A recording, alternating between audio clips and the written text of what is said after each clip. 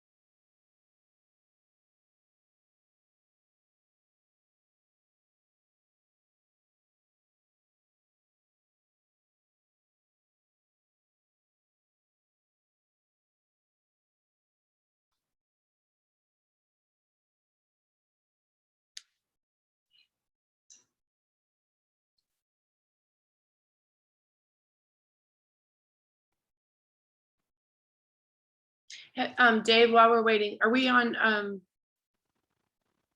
Yes, we're on just the three of us or everybody? live. Oh, okay. We're going to get started in 1 minute.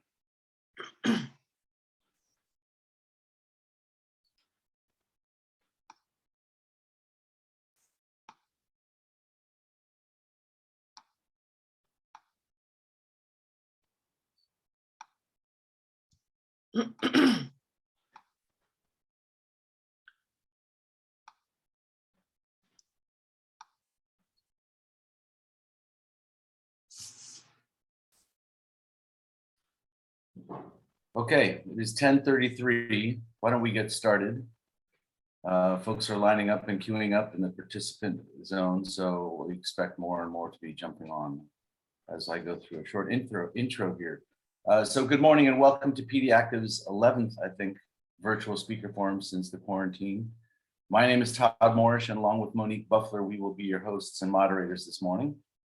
Before we introduce today's speaker, a little bit of administrative housekeeping. Some of it quite important, so bear with us. First of all, the PD Active Board and the PD Active Diversity, Equality, and Inclusion Committee welcome your input and involvement in ways that will help increase the diversity of PD Active and help address the healthcare disparities for people of color with PD. You can help us by connecting us to people you may know at community centers and other community-based health programs in the Alameda County. If you have any expertise in this field of work, let us know so we can tap into your knowledge. Please send an email to this address to express your interest, and Monique will do me the huge favor of pasting that into the chat window for you all now. Why don't you grab that with your mouse and save that and put it into another spot in your computer while we're chatting here. In fact, Monique and I will be pasting in information out to you attendees using the chat tool. And we encourage you folks, as you have questions for our speaker this morning, to submit those via the Q&A tool. Both of those you'll find in the tool tray down at the bottom of your Zoom window. So next, and this is exciting, PD Active is in the midst of a unique matching fundraising campaign, such that until June 19th, the PD Active Board of Directors will double all donations you send in. I think we agreed to that, right, Monique? Again, this is only up until June 19th, so time is of the essence. All the speaker forums, roundtables, classes, exercise programs, and support groups that PD Active offers are made possible by donations from you. So please donate today and take advantage of this matching opportunity. We'll put that link into the chat window now. So grab that with your mouse and save it somewhere, please. One important note, this webinar is being recorded. It's being recorded right now, in fact. So thank you to Dave for allowing us to do so. We will be posting that recording to our PDactive YouTube channel in the next few days, and we'll put that link into the chat window as well. So we're getting closer, I promise. If for any reason any of the three of us gets disconnected from this webinar, which I highly doubt, please be patient and do not disconnect or leave the meeting for a few minutes as we try to get reconnected. Again, this hasn't happened yet, so knock on wood. As I mentioned, please submit your questions via the Zoom Q&A feature and keep your eyes on the chat tool for information coming to you.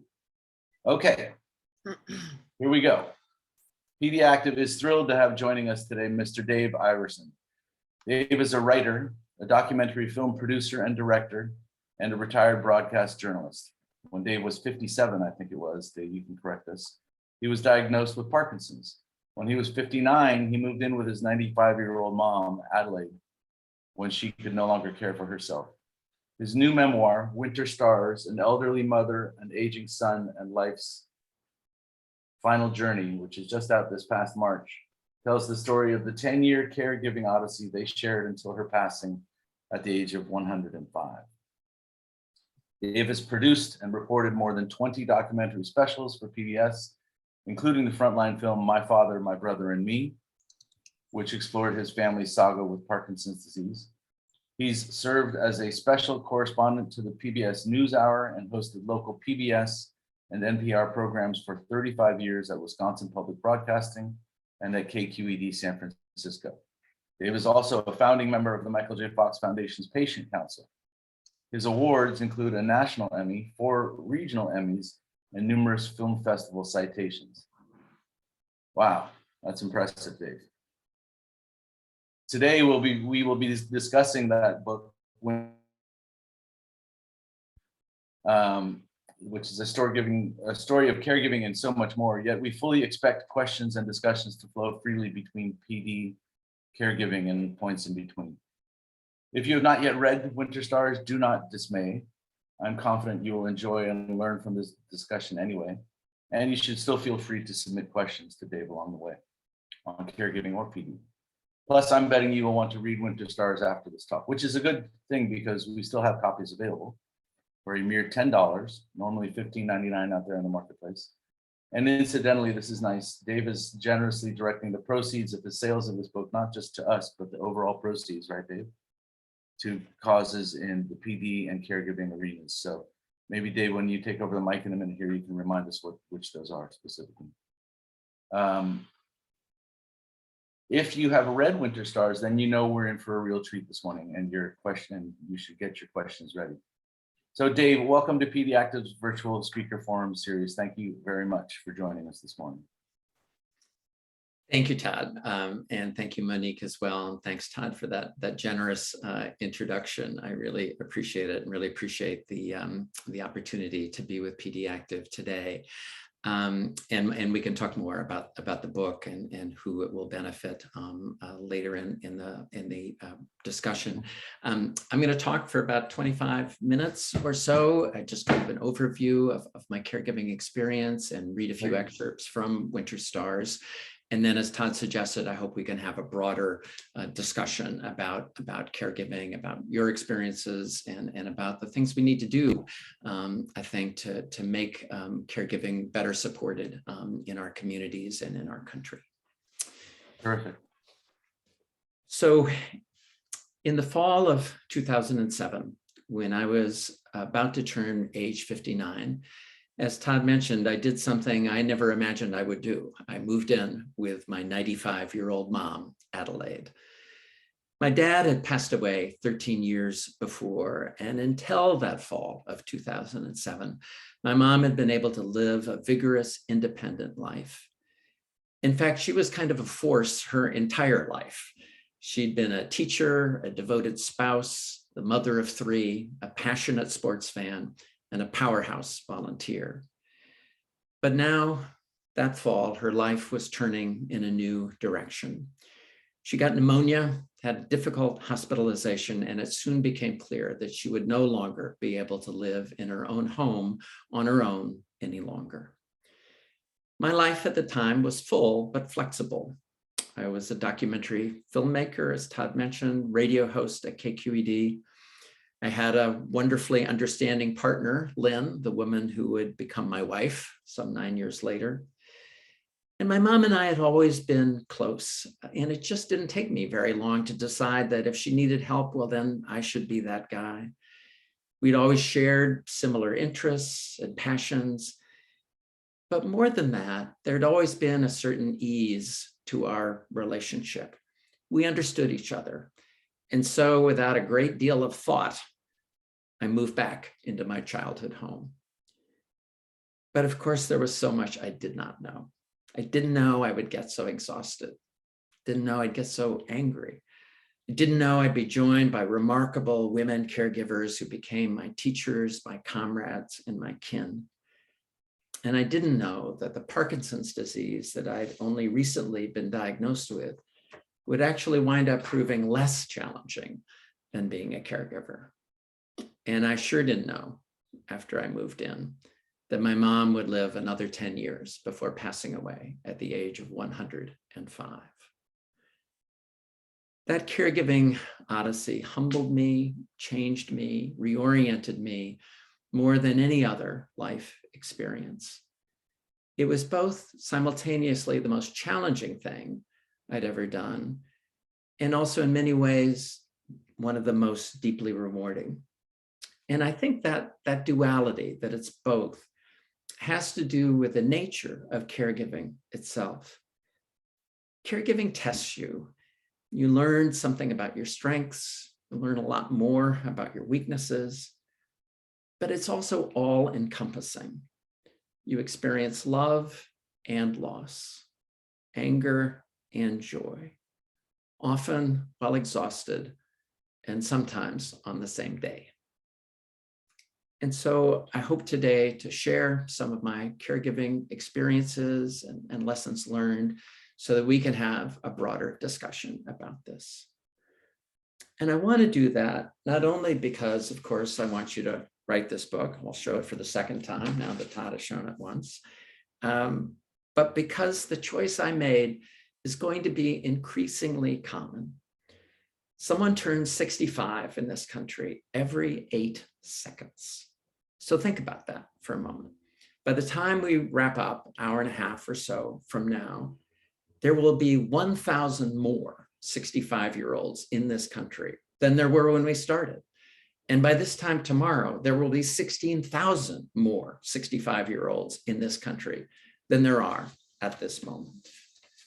That's our demographic reality. That's why caregiving is such an important topic. But I think there's also a more personal way to look at it.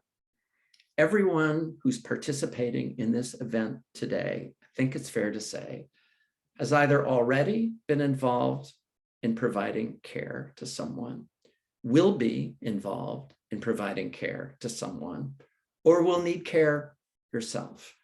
And perhaps you'll experience all three. Yet here's the funny thing. As common as caregiving is, and according to the AARP, there are right now already 53 million family caregivers in this country. As common as it is, caregivers usually feel pretty alone.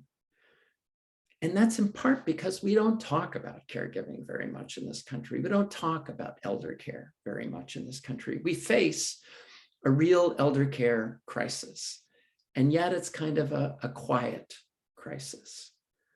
As you know, over 200,000 people, residents of nursing homes and assisted living facilities, died during the pandemic, many in the early months of the pandemic.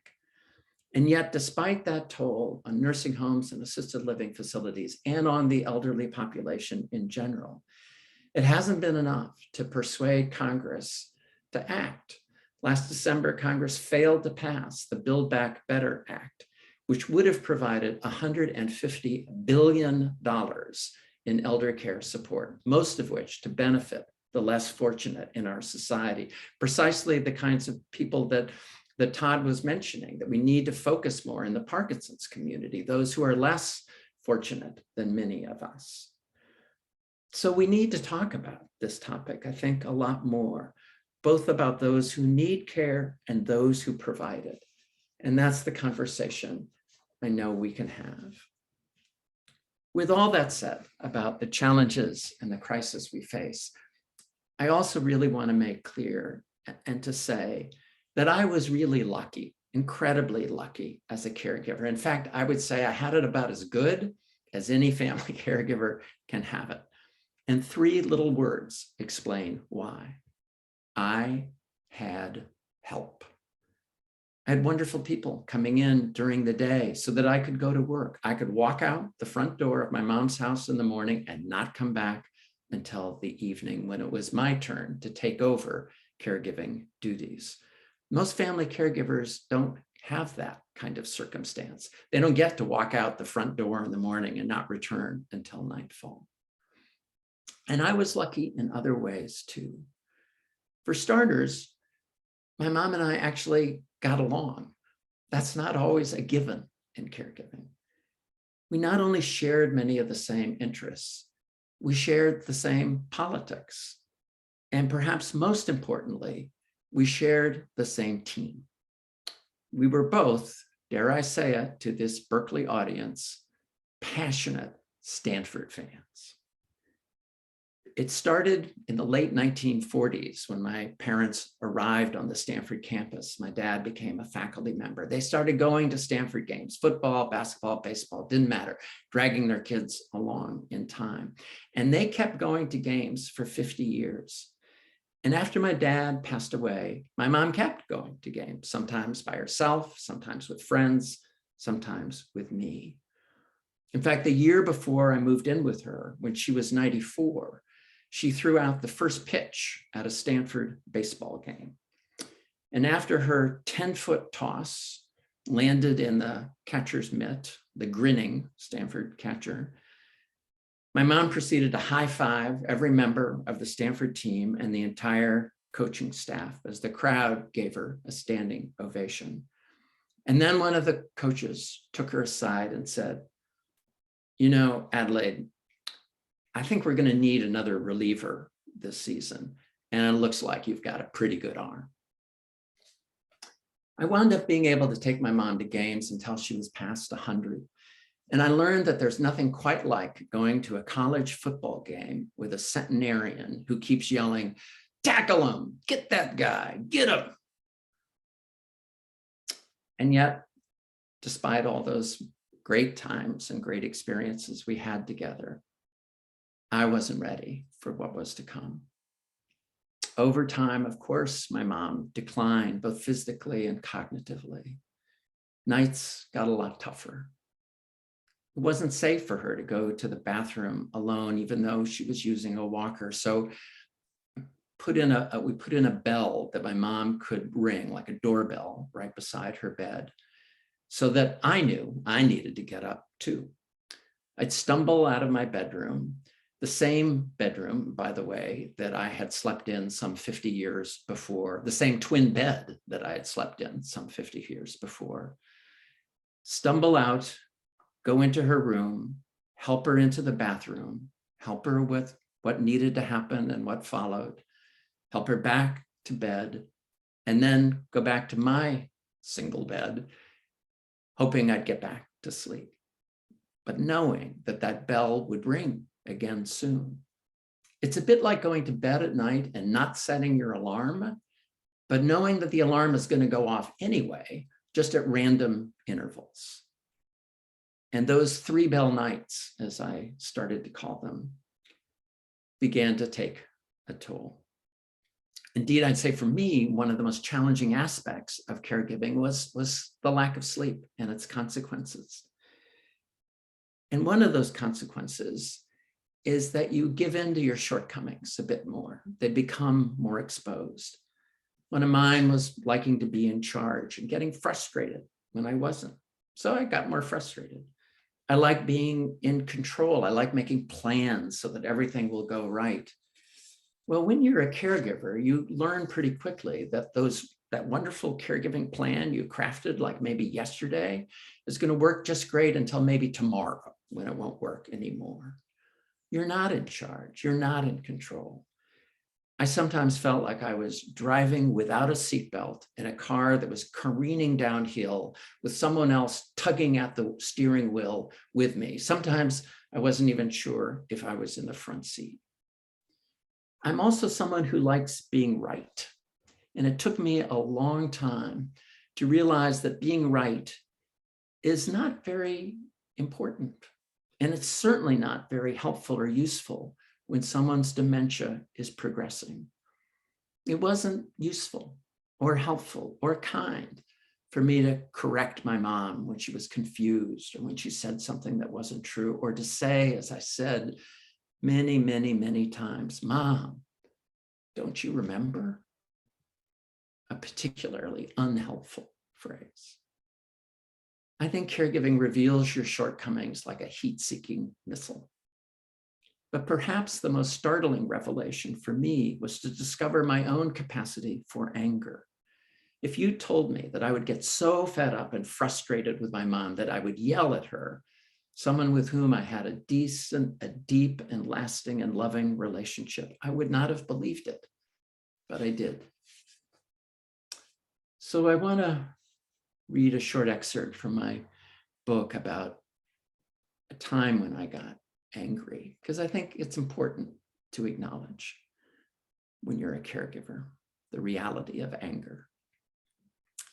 It happened one evening when I was taking my mom out to dinner to my Aunt Alice's home. My Aunt Alice was my dad's much younger sister who had taken over hosting family get-togethers, a role my mom had always cherished, but one that she could no longer perform. So we were on our way to this family gathering, and it was, I don't remember the week that preceded it, but I suspect it was quite a normal week, meaning I was probably a little tired and a little annoyed.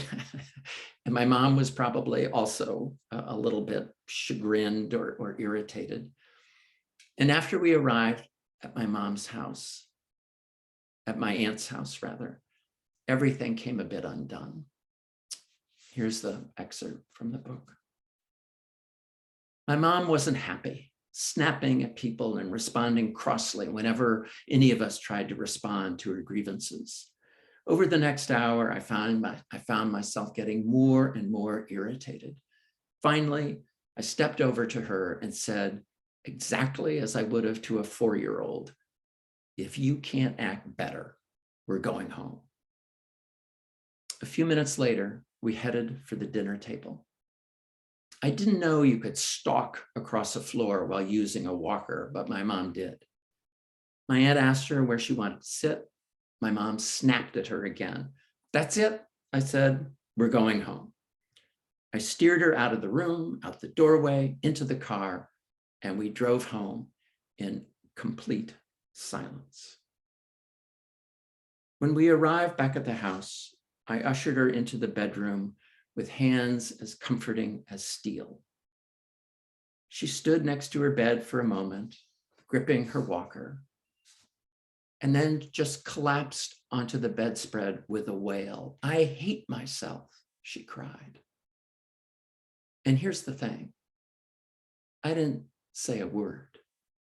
I didn't feel anything other than a cold sense of satisfaction. But as I look back, I don't think I really took in what my mom was saying. I think when she said she hated herself, she meant exactly that. She hated who she was becoming, hated the sense that she was increasingly trapped in a world where she could no longer be who she'd always been, someone vibrant and independent, active, including the person who'd always hosted family occasions. My mom's wail was from the heart, but sometimes I felt like my own had turned cold. One more example of anger, and then I'll turn to another topic. This was a time when I blew up with my mom for reasons I can't even remember. And she started crying. And do you know what I said? I looked at her and said, go ahead and cry. And then I stalked out of the room, slammed the door like an angry teenager, and stood alone in the garage. And I remember the rain was falling, and I remember hearing the rain falling on the roof and just standing there, kind of wondering who I was becoming. And then finally taking a breath, walking back into the kitchen and sitting down next to my mom. And then I was the one who burst into tears. And it was my mom who looked at me and said, don't cry, David. Don't cry. So that's the thing about caregiving. You get all of it. You get the Stanford games.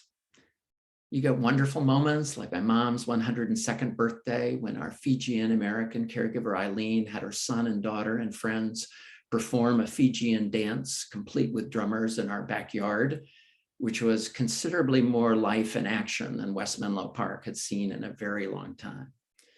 You get all of that, but you also get the tears. Tears of frustration, tears of anger, but also the tears of forgiveness. You get all of it. And sometimes you get it all on the same day.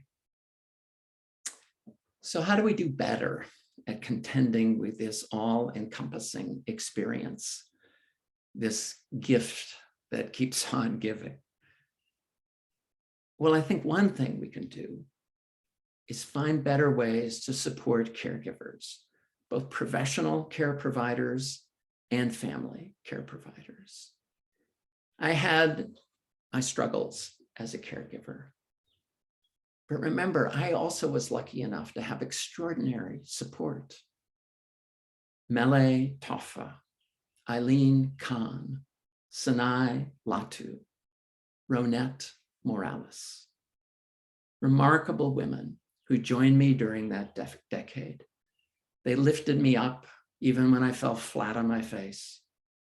When I struggled, they just admired that I was trying. And by their actions, they taught me so much.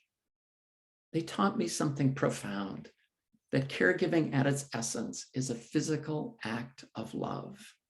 It's all about compassion and touch, helping someone get dressed, helping in the bathroom, combing that person's hair, talking to that person, no matter what, with gentleness and good humor. And those remarkable women, all immigrant Americans, all women of color, all women for whom English was a second or third language, they gave me an extraordinary gift. They were there when I needed them. So I have a request for everyone listening. The next time you hear someone say that those who come to this country immigrants need to have special skills, ask them which skills those are and why we need them. Of course, we need skilled immigrants coming to this country, but it's not just the technological skills that the Bay Area prizes.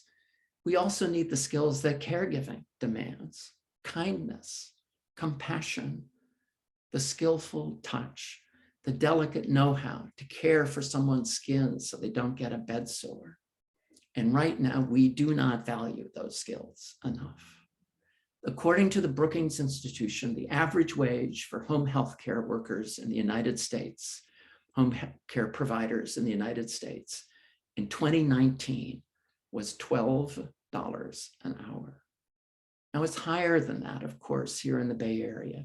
And fortunately, I was able to pay considerably more. But do you know why? It's because my folks bought a house in Menlo Park in 1950 for $15,000. And by the time I moved in 2007, it was worth just a bit more than that. And that meant I could borrow against that house's value again and again and again to pay for care. But what kind of national elder care plan is that? Make sure your parents bought a house in 1950 and you'll be fine? We have to do a lot better than that. We have to do a lot better too at supporting unpaid family caregivers. We need to talk to each other, caregiver to caregiver, caregiver to community, so that together, and this is really important, we can advocate for better elder care, better caregiving support, so that the people we love get the care we need, and the people who are providing care don't feel so alone. We need to remember that we are all in this together. We need to remember as a country, to paraphrase the famous words of Barack Obama, that when it comes to caregiving, there are no red states or blue states. We're going to need to grow old together as families, as communities, and as a nation. I want to wrap up my remarks by telling one more story. It's about the challenges of dementia and about a trip to the beach when I took my mom there when she was 102. By this time, her dementia was quite advanced.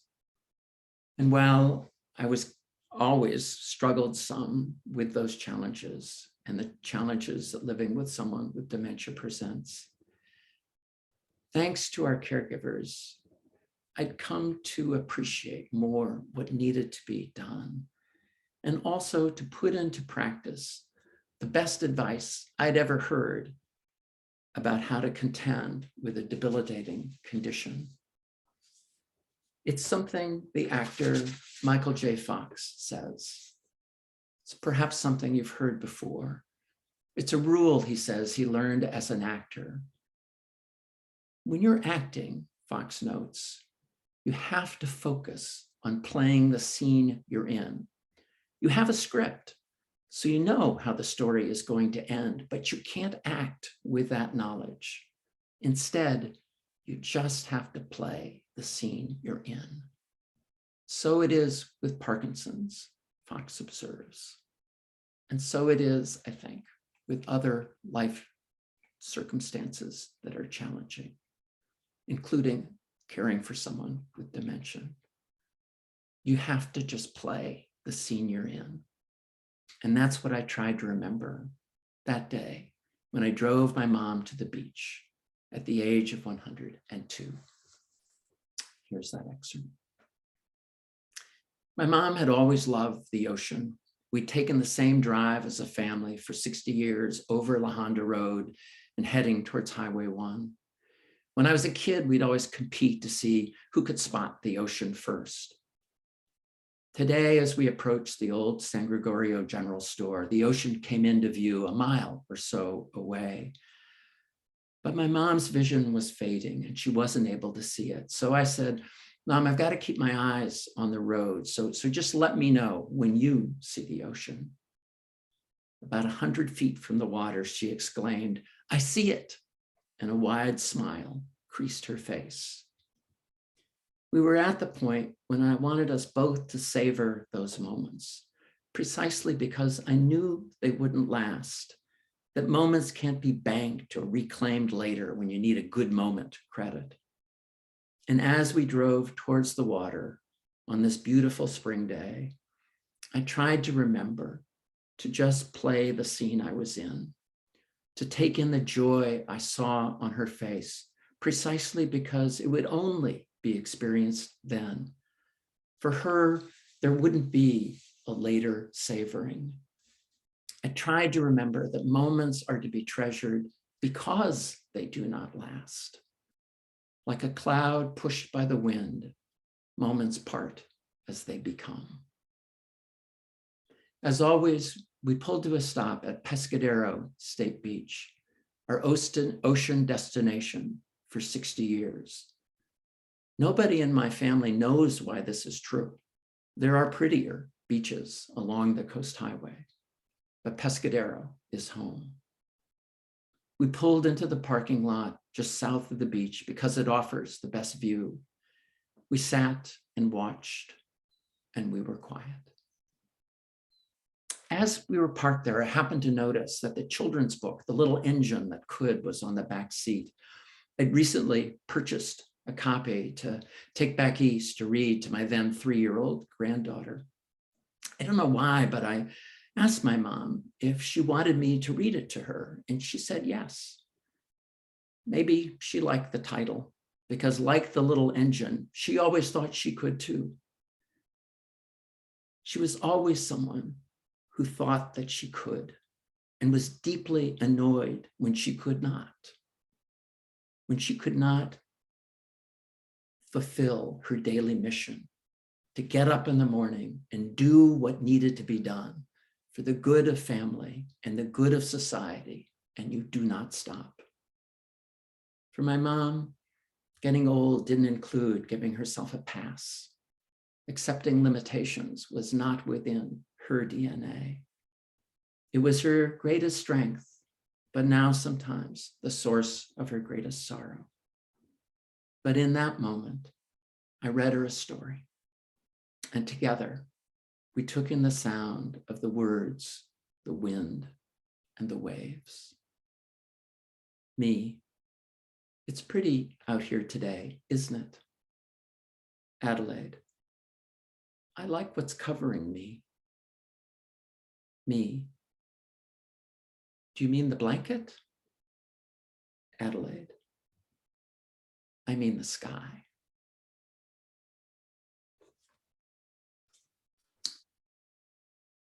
Thank you.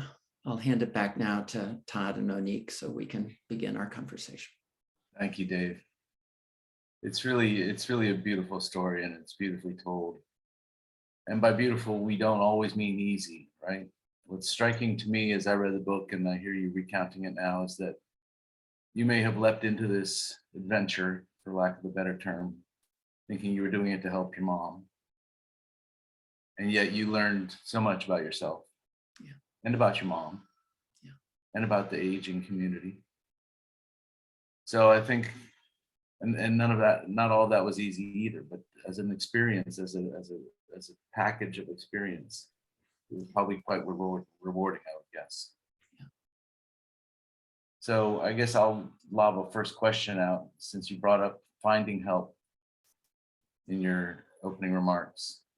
You also mentioned early in your story, and I quote, about the only aspect of caregiving that stays the same is the ongoing task of finding the right person to help. A challenge I would confront, then solve, then confront again. So tell us a little bit more about that challenge, and maybe not to get too sort of tactical, but some tips you've got. And by the way, let me recount some good news. When you mentioned your college allegiance, the participation count did not dive. I can tell you that we Bears are a very patient lot, so we still welcome you along the lines. Yeah. Well, recently you've certainly had the upper hand on the football field. Sure. Yeah, I think one of the, it's fun. It's funny to me now to think back on that time, how naive I was. One of them was, I thought when I had our first caregiver who was there 30 hours a week, that I was all set, that I was good. It didn't occur to me that caregivers had lives of their own, that they could phone in sick, or that their kids would get sick and they couldn't come. And suddenly I was scrambling around, sort of figuring out how I could work and still take care of my mom and all of that. And that's an endless scramble, I think, or often can be in caregiving. And about 6 months after this first caregiver, who was also wonderful, Tila Langi was her name. She told me one day, Dave, I'm pregnant. I've got to quit.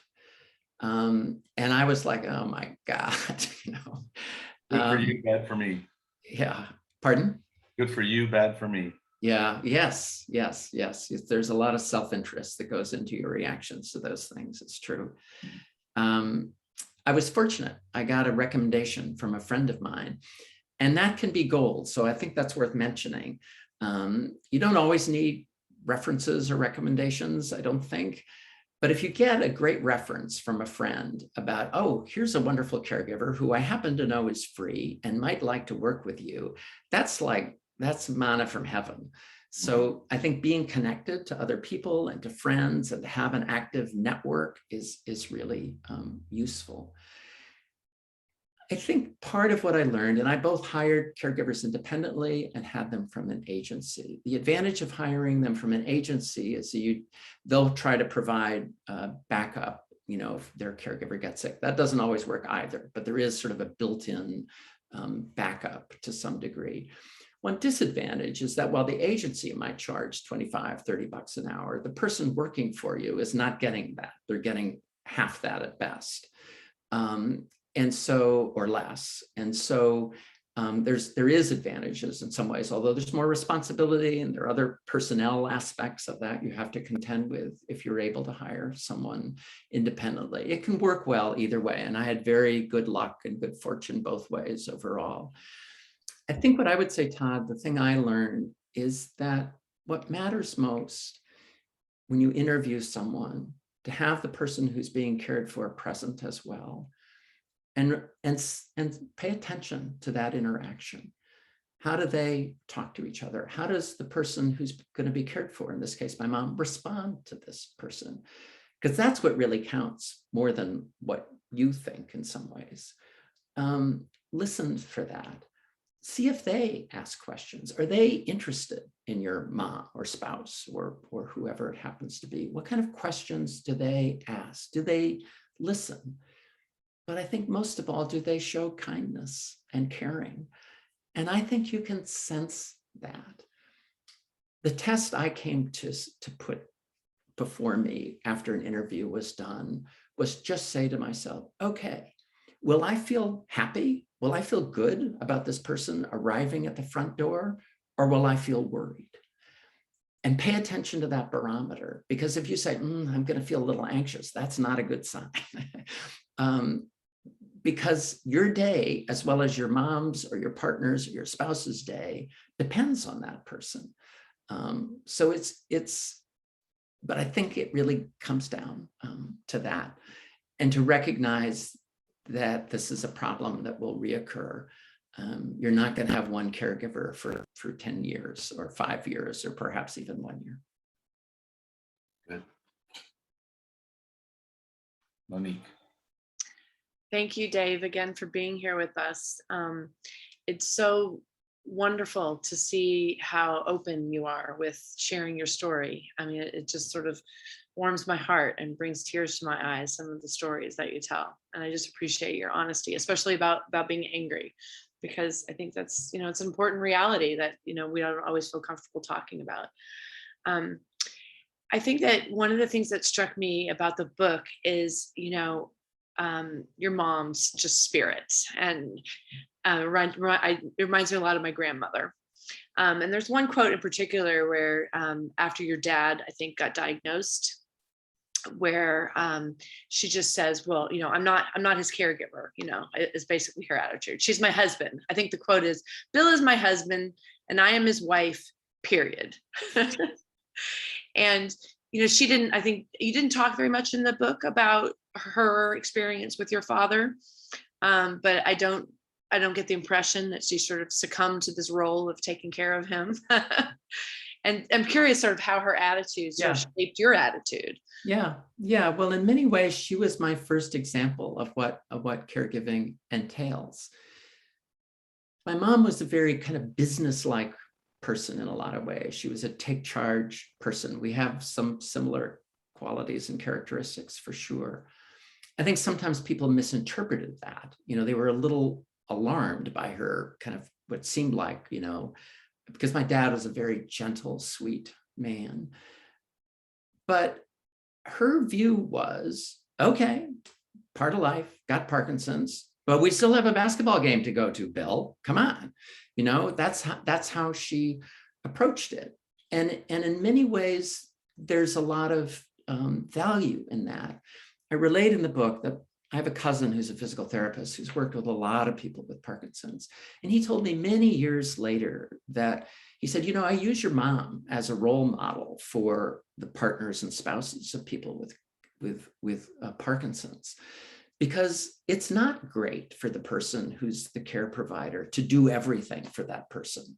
Sure, things change over time, but if that person can still get on their own coat, then that's good to do. And your mom's attitude of, we're still going to go to games, we're still going to go to our annual New Year's Eve party, we're still going to, have people over for drinks, that was a good thing. They didn't retire into the disease. And I think that was really important. But my mom was also deeply loving. She loved my dad like nobody's business. And that was part of why she was fierce. When my dad spent the last 15 months of his life in a nursing facility, she was there every day, making sure that he got the care that she wanted him to get. And she would sometimes say things to me that I didn't think were quite true by this point, because my dad could no longer communicate. He could no longer talk. I shouldn't say he could no longer communicate. He could no longer talk except for a few words. And she would say things like, your dad and I had a great conversation about the upcoming election. We watched the PBS NewsHour, we talked about it, And I'd sort of kind of smile and say, well, thinking my mom's saying that because she wants my dad to still be viewed as this full person, as of course he was. But I didn't really believe that they talked about that. And in time, I realized, well, they probably did. They just did in a different way, with a nod and a touch and a smile,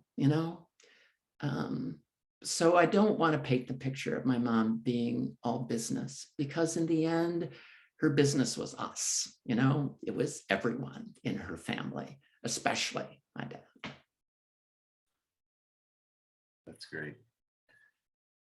Good. I do see a question coming in from the audience, so we might change gears over to that. David asks, in the years preceding your mom's diagnosis, and I imagine that's dementia or requirement for caregiving, did you experience any difficulties seeing changes that were troubling you yet unexplainable in the moment? Or what were any harbingers? Right. Well, thank you for the question. When I moved in with my mom, she was 95. And within, a year or two, not surprisingly, she began to not be quite as sharp. Although she was still, she still read the New York Times every day. She still loved going to Stanford games, but she was more forgetful. She would, and I remember asking her internist what was going on. And her internist said, well, Adelaide probably has what we call age-appropriate dementia. And I remember thinking to myself sort of cynically at the time, well, don't we all, But yeah, there was a subtle kind of softening of that. And we all began to notice it more and more, though we never said it out loud. I never asked her how she was feeling or thinking, but we all noticed it. But there was a moment that came when she was just past 100 years of age, when I walked in to the kitchen early one morning. Again, my time with her was nighttime and weekends. And I walked in early one morning and she was sitting there alone, looking out the window. And she turned to me and said, David, I think there are now two Adelaides. There's the good Adelaide, the one who's pretty and smart and knows how to do things. And there's the bad Adelaide, the one who's ugly and stupid and can't do anything. I don't know which one is here right now, she said, but I think it's the bad Adelaide. And I remember just thinking, well, here we are, here we are. And what was striking about that moment too, of course, was that she had been able to say with great clarity exactly what she was feeling.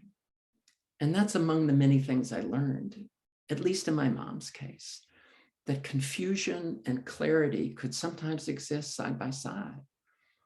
And that she would have these moments when she said things like that, or that moment that I described in that last excerpt, when she says, "No, I mean the sky." She could say things with great beauty and great clarity, which were astonishing sometimes. I think, and I don't know anything about this, but I believe that we need a more nuanced understanding of dementia, to try to understand what's going on inside someone who's experiencing that. It took me a long time to realize that and to try to begin to appreciate that. But yes, that built over time. It was just extraordinary in my mom that it built really rather slowly. And then it was really only in the last 5 years of her life that it became that much more extensive.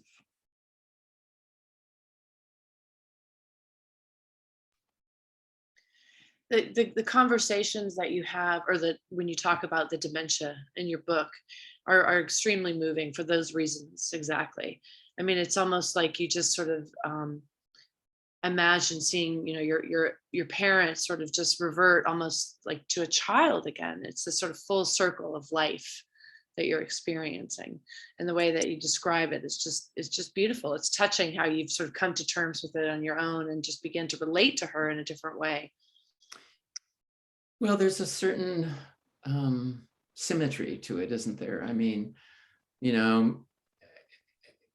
my mom raised me and gave birth to me, and then at the end of her life, I was there in a different capacity for her. I will always be incredibly grateful for that opportunity. But I also think it's important to say, Monique, that not everyone can. I don't ever want to sound, and I hope I don't, like I'm on some soapbox saying this is what everyone ought to do. That's not possible. It's just not for everyone. It was for me. I was in a unique circumstance in many ways. I was working full time, but I had flexibility. I was 59 years old. I wasn't building my career. I was single at the time.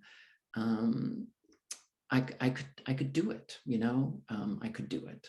That's not true for everyone. And we each have to find our way with that and come up with the best caregiving scenario we can.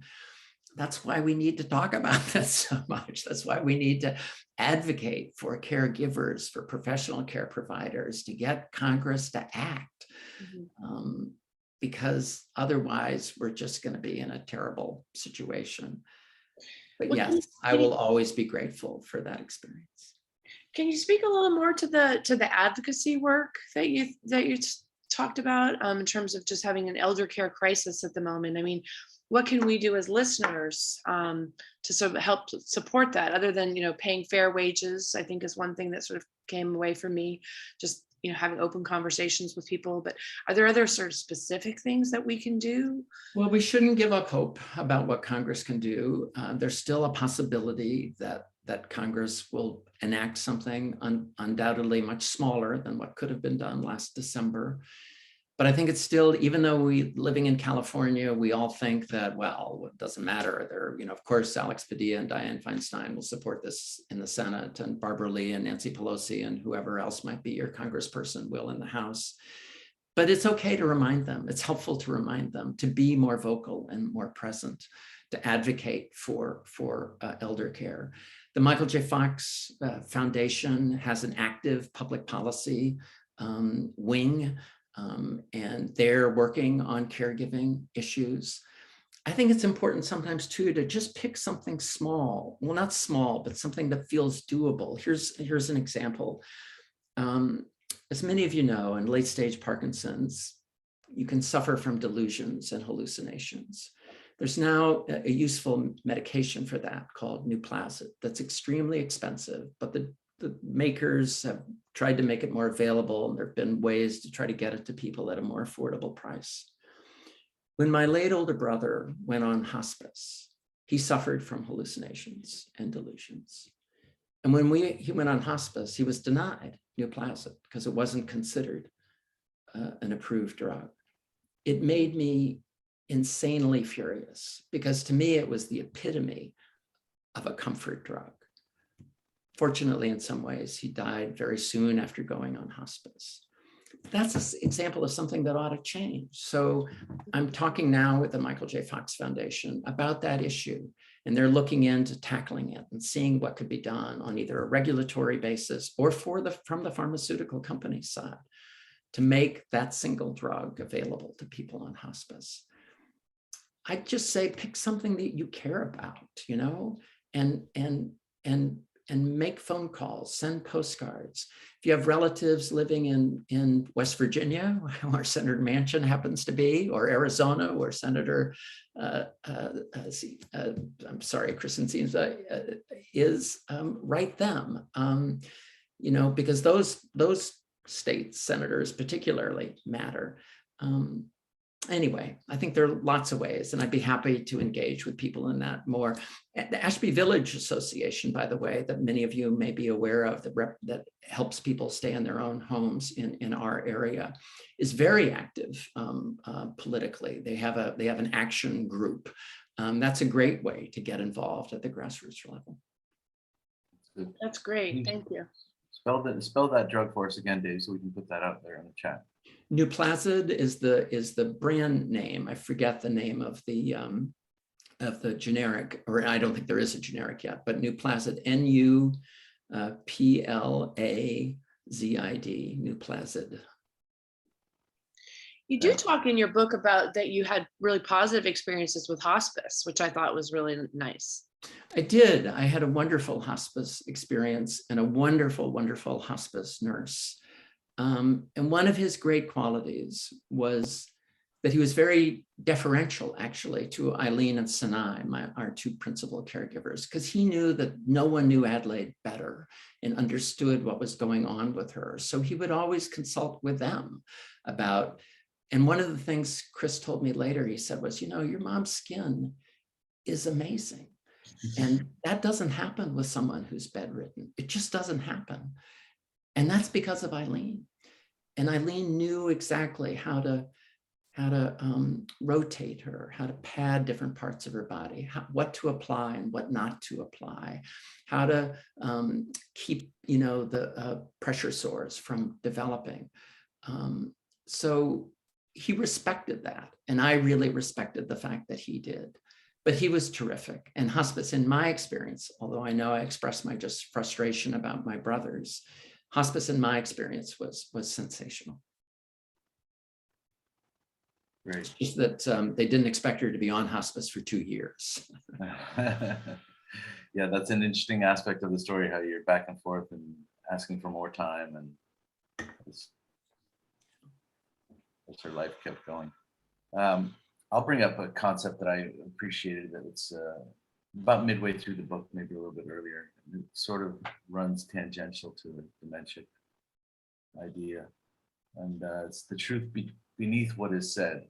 You say, basically you wrap up chapter 7 with a paragraph that begins, one of caregiving's more difficult and ultimately more rewarding challenges is to recognize the truth that lies below what is said, to try to place yourself inside the other person's reality, and then look outward onto what must be an unfamiliar and unsettling new terrain.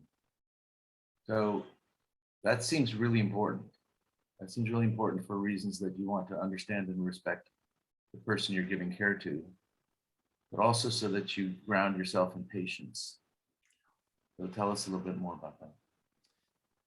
Yeah, again, it was something that took me a long time to understand, because my mom would say things sometimes that weren't factual to me. And it took me a while to realize that, well, maybe there's something else going on here that I need to hear.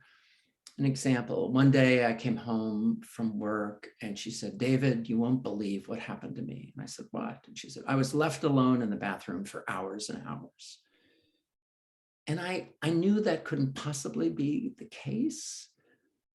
And I didn't dismiss it. I said, okay, well, I'll look into it. I'll talk to our caregiver. And what happened, not surprisingly, really, was that our caregiver had helped my mom into the bathroom and she'd fallen asleep.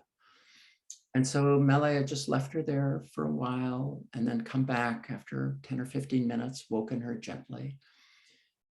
And so that was the reality. But if you look at it another way, from my mom's perspective, she must have felt like, I know I went into the bathroom and then I don't remember what happened. All of a sudden I'm awake. You know how you sometimes just wake up suddenly and you don't know whether you've been asleep for 10 minutes or an hour. Yeah. So what she said may not have been factually true, but it was important. I'd learned that I needed to hear her out and try to figure out what might be going on there. Or if she said to me something about going to law school, well, she had not gone to law school. But it was much a better response than saying, Mom, you didn't go to law school, which is what I would say, would have been to say, well, tell me about that. You know, what was interesting to you about the law? Or were you interested in the law because you were interested in politics and thought someday you might run for office? You know, there's a way of getting at that, I think, because my mom could have gone to law school, probably should have gone to law school, and would have made a hell of a politician. So that's what I mean, I guess, by trying to hear the truth beneath the words. And sometimes those words are everyday, and sometimes, as you've heard me read, those words can be beautifully poetic. They may not be exactly obvious, but they have meaning, and they're worth being present for. Nice.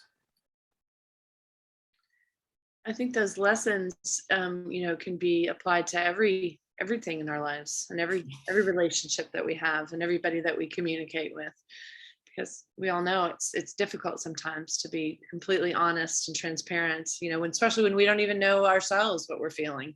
Sure. Yeah, no, I think that's exactly right. You know, it's true whether you're talking about your spouse or your son or daughter or your 6-year-old grandchild who's being, you know, a pill. You know? Exactly. So I think we all know, a lot of people here on the call who have Parkinson's or know someone who has Parkinson's know that, you know, stress and exhaustion can sort of exacerbate your symptoms. And it can be, you know, one of the things that people try to do when they have Parkinson's is, you know, relieve themselves of stress. And so here you go throwing yourselves into a very stressful situation of caregiving after recently been diagnosed. I know that you know, you talk a lot in the book about having balance in your life. And I think I know that you started running, which was really incredible. You did 4 marathons shortly after you were diagnosed, I think. So clearly exercise probably was a way that you helped maintain your stress. What other ways did you kind of help, you know, moderate your stress? And how did, you know, caregiving affect your Parkinson's? You know, did it sort of make things worse, or did it sort of change anything for you? Yeah, great question, and an obvious one. I say in the book that I'm sure to many people it must seem like a real head scratcher that I would make this choice 2 years or 3 years after being diagnosed with Parkinson's. A couple things I would say. The why of it why I made the choice did in fact have something to do with Parkinson's. It had to do with my knowing what my mom had provided my dad and feeling like that, okay, well, now it's my turn. I can't do exactly what she did for him, but I can do my best. So to me, they were connected more than not. And actually, even making that film about Parkinson's, my father, my brother, and me felt connected too, because I was living with my mom while I was working on that film, and she would tell me stories about my dad, and it all felt of a piece in a strange way. It's also really important for me to say that I'm extremely lucky. Everyone on this call knows how varied and idiosyncratic Parkinson's is, that it's not one condition, but many. And I am extraordinarily fortunate. You'd think in the same family, my dad, my brother, and I would have had similar experiences. We did not. And mine was definitely, has been, continues to be the gentlest, the easiest. Exercise, I think, has played a big part in that, but a lot of it's just good fortune, you know? I'm really fortunate. I think it didn't make my Parkinson's worse. I think in some ways I felt it was a time in my life, Monique, when I actually felt like I was doing exactly what I wanted to do. I was doing what I wanted to do in terms of care providing, but I also was making the two films that meant more to me than any other in my career. My Father, My Brother and Me, and Capturing Grace, the film about dance and Parkinson's, and hosting a radio show that I loved. It all, I know this sounds really weird, but it just, for me, I felt like I was doing something that mattered in different aspects of my life.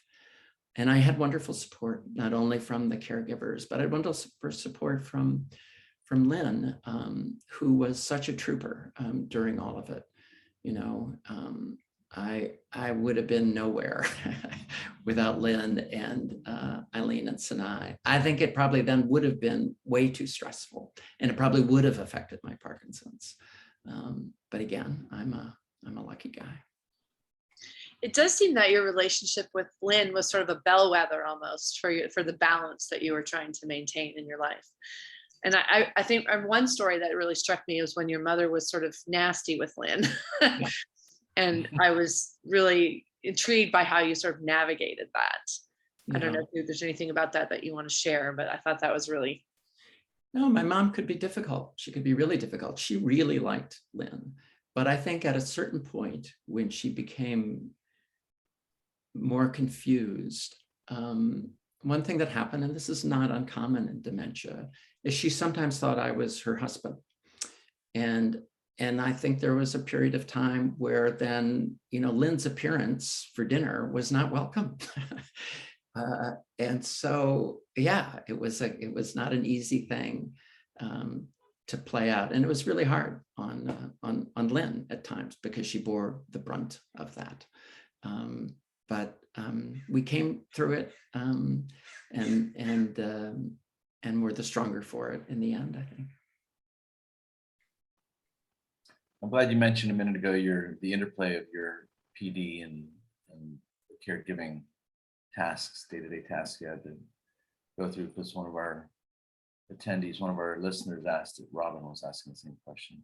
And another of our friends out there in audience land, Gabriel, has some nice comments and a question that sort of dovetail from the conversation around stress management. But Gabriel says, such a well-told and touching story. Thank you. Since you have had PD for a long time and appear to be doing quite well, you're an inspiration to those of us who are relatively newly diagnosed. And then he goes on to ask what some of your specifics and daily regimens might be that kept you as healthy as possible. We know you joined the gym day one after diagnosis. We know you started running marathons, which makes my body hurt just to say. But do you have any tips on daily regimen that some of us could take away? Yeah,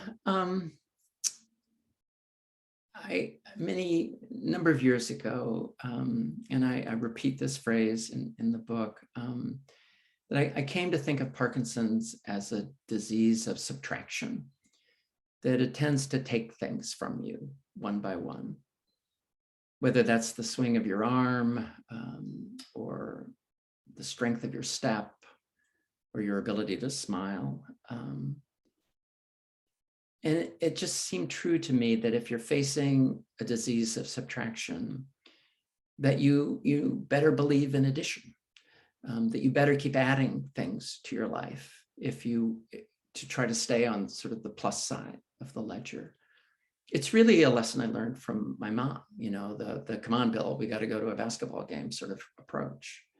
And so I've tried to be consistent with that.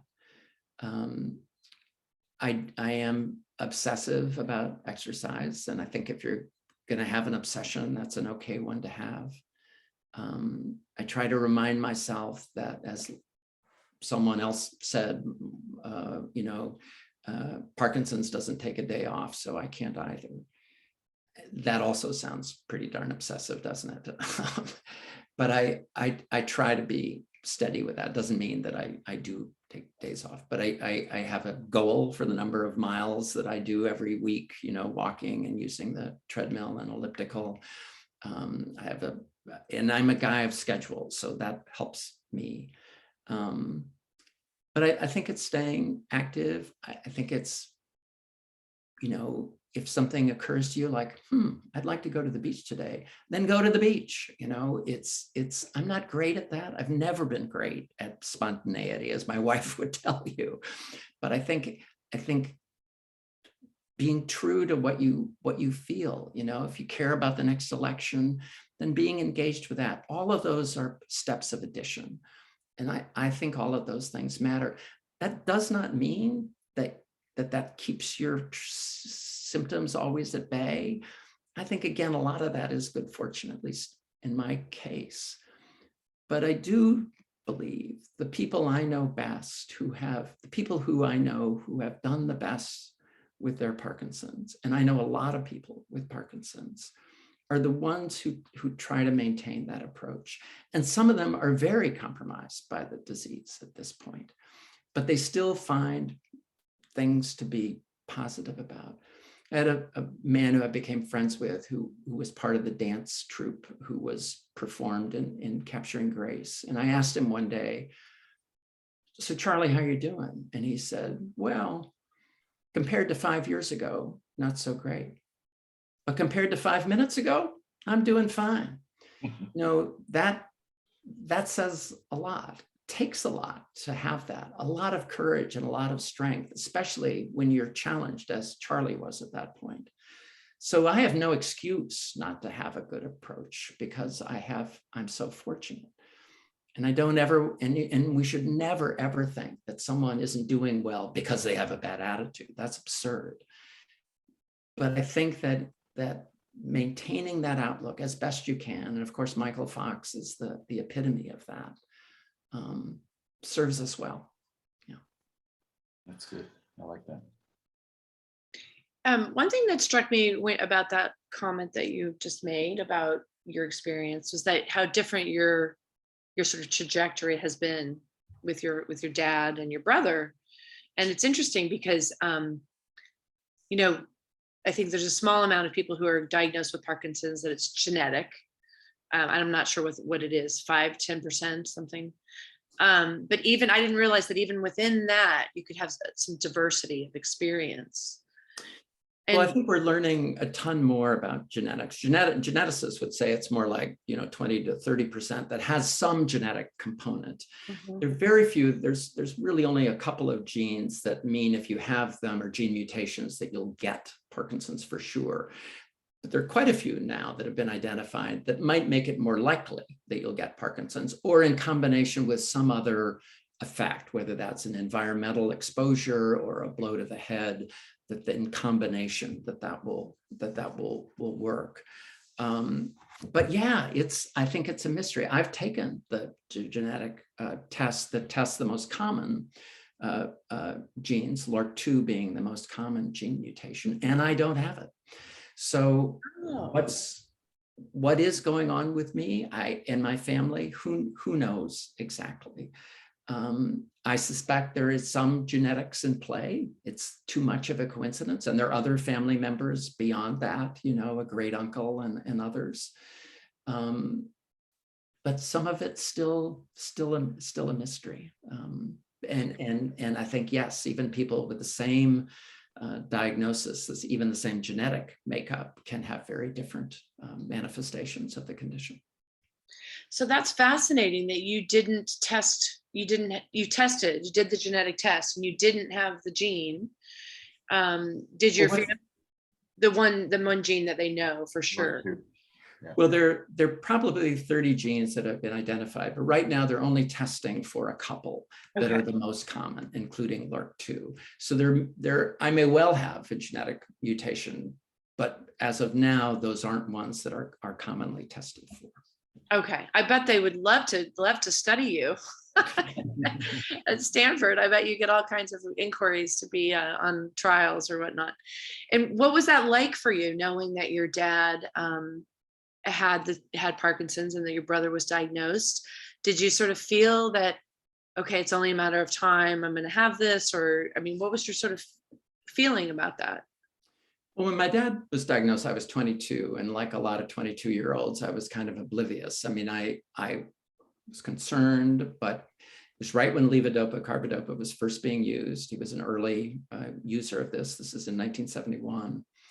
And he really did quite well for the first dozen years or so of his diagnosis. And then my brother was diagnosed in the early 1990s. And he did well too for a number of years before beginning to have more serious challenges.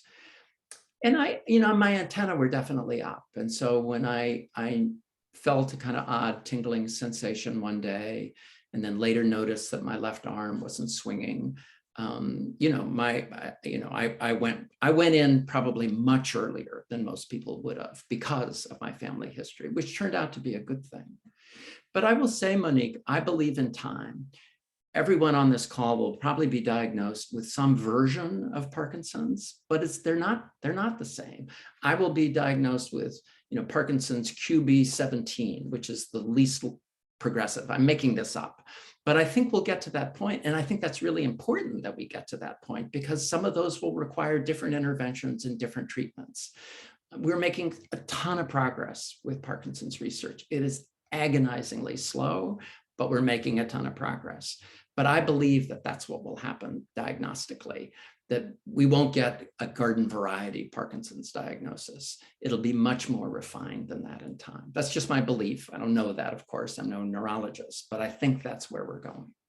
Right. So like a lot of different cancers and whatnot, if you have sort of different mutations or polymorphisms, they'll be able to sort of target the treatments a little better. Exactly. Well, as Todd Scherer, the former CEO of the Fox Foundation, once told me when my wife was diagnosed with cancer, when I was looking for the right clinical trial, he said, the good news is we would kill to be where cancer is now. They have so much specificity in their ability to diagnose. Plus, they can see the damn thing. They can image it. They can cut it out. They can treat it with stuff that's specific to specific cancers. They're so far ahead of where we are with movement disorders. So yeah, that's the direction I think things will go. Well, and we do have a question from the audience about that, about genetic testing. So I think in general, given where we're going, what do you have any advice for people on whether they should be tested? I know there was a function recently the Parkinson's Foundation had, and they were offering free testing at the function. I think a lot of organizations are really pushing that. And I don't know if that's sort of a population level, work research that's being done, or does it really affect the individual at this point? I mean, does it really help you to know, okay, I have this? Right. I think that's the key question to ask, because right now there isn't a LRRK2 treatment available, but we're getting there, I think. And the important thing about the LRRK2 mutation is they found that not only in people who carry the mutation have an elevated level of this particular protein, but people who have Parkinson's and don't have that mutation also have an elevated level of that LRRK2 protein. So potentially that treatment could be helpful for the Parkinson's population much more generally. But yeah, I think taking the tests is something people should consider, but it's important to know what it can do and what it can't. It's not going to provide a different course of treatment right now than you're currently getting. And it's also important to know whether or not you want that knowledge and whether your kids may want that knowledge. I talked to my daughter and my nieces and nephew about this, and they all said, we don't want to know. We don't want to know. What's the point? My daughter said, what's the point, Dad? And my carrying that around with me? It won't change anything. There's nothing I can do about that. When there's something that could be done about fixing that mutation, absolutely. But right now, as a 20-something, no, I don't want to know that. And so I elected not to take the test for a long time because of that reason. And it was only when I came, because I didn't want to carry around information that I knew they didn't want to know. It just felt like too strange to me. I'm going to know something that they don't want to know, so I just have to shut up about it. And so I didn't. But I finally came to the point where I decided I need to do this because it's important to research. It's a contribution I can make. So I'm going to take the test, and I'm just going to keep my mouth shut if I'm positive. It turned out I wasn't. And so then I could deliver good news to my nieces and my daughter and my nephew. So sorry for the very long answer, but I just think it's important to think about all those ramifications before you say, of course, I want to take a test. Absolutely. It's complicated. Yeah. Yeah. No, there's no easy answer to that. But the inevitability is refreshing. I mean, in a way, it's kind of twisted, but if you know what's going to happen is going to happen, then there's nothing you can change about it. Then why face the bad news now? And other people are going to be in the other camp, which is I'd like to know now and be ready to live my life out to its fullest today. And Right. I have a question on patience, back to that topic, and memory, and more patience. And this is IENCE, not IENTS, but memory loss among our aging community is very common, right? Whether PD plays a role or not. And this can be a hard nut for the family caregiver like you to crack. You learned, but you have some very sweet advice actually in your story that you learned the hard way, which is how to deal with folks that are not remembering well. And if my dear octogenarian dad is listening in right now, I hope he's grinning. But he and I confront this together, I can tell you, and it's not easy. But I took some of your advice, and then the sweet advice. I'll tip my hand, and then I'll ask you for more information on this. Is when they say something or bring up a point now that they brought up an hour or a week or a day ago, just roll with it. Don't say you're wrong. You're remembering wrong. Your memory's failing. Don't go down that rabbit hole. Let them have it. Yeah. Tell us a little bit more about how that lesson was learned the hard way and how it became beneficial for you. Well, I was impatient sometimes. I'd get frustrated sometimes. And even Todd, after I'd learned better and did better, I would still sometimes fall off the wagon and get upset. It's not a smooth trajectory. It just isn't, either for the caregiver or the person being cared for. And I think that's also actually important, that as caregivers, we have to forgive ourselves a little bit. And because it's hard, it's just really hard. And again, I was just doing it nights and weekends. And toward the end, I did less than that because I just felt like I couldn't anymore. But yes, I think that's right, to just accept that. Because in a way, I remember that story I told about taking my mom to the beach. I don't remember if this happened or not, but later that day, it would have been very common for my mom to say, I haven't been to the beach in a really long time. I want to see the water. I haven't been in so many years. And I would have just taken her that afternoon. Mm-hmm. The right, I'm not saying that happened, versions of that happened, but the right way to look at that, I think, is to say that from her point of view, she's right. She didn't recall that last visit that happened 3 hours before. So from her point of view, she hadn't been to the beach in a long time. That's correct. So I think that's what it is. I remember once trying to encourage her and kind of say, but you've had such a great life. And I read to her the letters the Stanford coaches sent her when she turned 100, which were hilarious and wonderful. The basketball coach saying, Adelaide, I promise we're going to work on our free throws this year. I promise we'll do it. And the baseball coach still remembering that she had a pretty good arm. And I read them to her, and her response was, yes, but they didn't write me today. Oh, yeah. And in that case, I did remember to just say, yeah, you're right, Mom. They didn't remember. They didn't write you today. Because today is what matters. And then sometimes it's saying, but you know what? Why don't we go out and drive by the baseball field? I didn't think to do this, but now I hope I would remember to say, let's go take a drive. Let's go look at Sunken Diamond. It's a beautiful place, isn't it? Let's go. That's what I think we need to try to do. And we will all fail as caregivers at that task countless times. But that's where I think we ought to try to aim. Beautiful.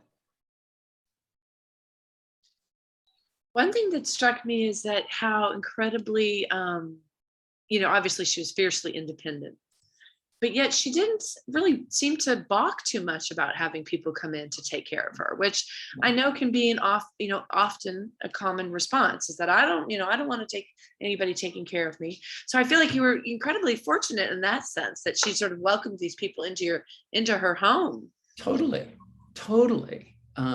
And I know that's an issue for people, but it was an interesting part of who she was. She was very independent, couldn't stand being, someone being condescending to her because she was old. But her view, she was very, again, she was what counts is the end. If I need to use a walker to stay in my own home, then of course I'll use a walker. If someone needs to come in and cook for me now so that I can stay here, great. If my son wants to move in with me, as he obviously should, great. I mean, I used to joke that she was a bit of a queen bee. And in some ways that was helpful because she thought it was perfectly fine to have a supporting cast. And that's more helpful than the other way around. And she was accepting to them in the home. I mean, not just the idea of having that. Yeah, I mean, she was that's why I was so lucky. We had a couple of caregivers who couldn't handle her, and my mom could spot weakness, and she could be a bully then. Eileen in particular was someone who was not going to be bullied. And that's important to find that right match. So it wasn't like she was always sweetness and light with everyone. She could be tough. Tough cookie. But they also came to really know her. And if she was crabby, it would just roll off Sinai's back, and she would walk back into the room 10 minutes later. And if Adelaide was sunshine, she'd be ready for that. Again, it's sort of playing the scene you're in, right? Those women had an extraordinary ability to play the scene they were in. And it sounds like Adelaide also was just so pragmatic. She was practical. She thought, okay, well, if these people want to help me be able to do what I want to do, then I'm in. Right, exactly, yeah. Great. Good lessons for all of us. Yeah, and I do love that notion of playing the scene we're in and not trying to play now to what is a fast forwarded outcome. So let's see, guys, we are nearing the top of the hour and our end of our scheduled 90 minutes. And I know we'd love to end, Dave, if it's okay with you, with another short excerpt reading. And if any other questions do roll in that window, then we'll field them. Otherwise, maybe Monique and I might lob you one or two more of our own, or we'll just sign off. But okay. Care to take that opportunity now? No, I'd love to do that. This is from a scene towards the end of the book, toward the end of my mom's life. It was our last Christmas together, and it's about what happened on one particular Christmas night, and a conversation that my mom and I had. Before I begin, just one other note. In the last year of her life in particular, she was often very restless, and she was always wanting to be in motion. I think she wanted to get out of the damn bed and go somewhere. But she was, it worried me how restless she was, and how that she wasn't at peace. But this night was different. When I walked into my mom's bedroom, I knew right away that on that December night, she was in a different place. There wasn't any restlessness. She just seemed quiet and calm. She looked to be, quite remarkably, at peace. We just sat there for a long time, holding hands, and I felt a wave of tenderness come over me. After a while, my mom looked at me and said in a voice that was soft, but only somewhat slurred, "You look wonderful." And I told her that she did too. And I said, "We make a good pair." She smiled and said, "What a pair." We just sat for a while, my hand on top of hers, just sitting together, nothing more. And then she turned her head to me and said, "I feel lucky." She said it with more clarity than anything I'd heard her say in recent months. And so I told her that I felt lucky too, lucky for all that she had added to my life and to the lives of those around her, and that I would always remember what she taught me. And then she said it again, "I feel lucky." And so I asked her if she could tell me why. There was a long pause. And then she looked at me with eyes as bright as winter stars and said, because there's love all around. On that Christmas night, I felt something I hadn't experienced before. That while my time with my mom was still unfinished, our journey was now complete. We had endured our bursts of anger and frustration, but over time, our deep and abiding connection had always held. We had found a kind of steadying. And while the currents of time and age had taken us into territory we'd never imagined, we'd kept traveling. And that journey had carried us to our truest destination as mother and son. It had brought me to the bedside of someone I loved so that I could hear the deepest of all truths, that love is all around.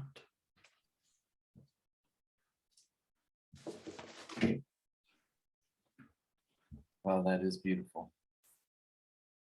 Thank you. That's a nice way to wrap up a nice 90-minute session, Dave. It is, again, a beautiful story and beautifully told, and I know it wasn't always easy for you, but you weathered it very gracefully, and we're very touched that you were here with us to share it with us. So thank you so much for taking time out of your Saturday to be here with us, and we hope everybody out there has enjoyed the reading of the book. And if you haven't, as I mentioned at the top, we have more. You can email me. I'll send out an email to everyone on this call later with some of these points, like my email address to request the book. But go ahead, Dave. Sorry, I just wanted to add one more thing. I'm so pleased that there are copies, and the sale of those copies will directly benefit PD Active. But I just wanted to say, if you know of other people who you might think would be interested in the book, it is available everywhere, whether that's through Amazon or your local bookstore. If they don't have it on the shelf, they can get it for you.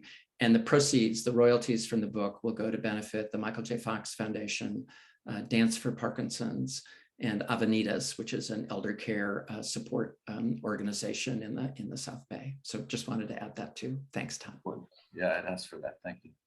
Monique, any parting thoughts?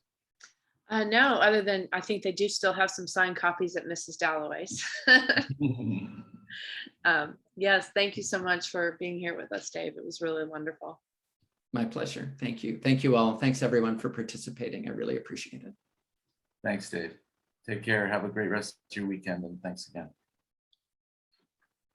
Bye-bye. Bye, everybody. Bye.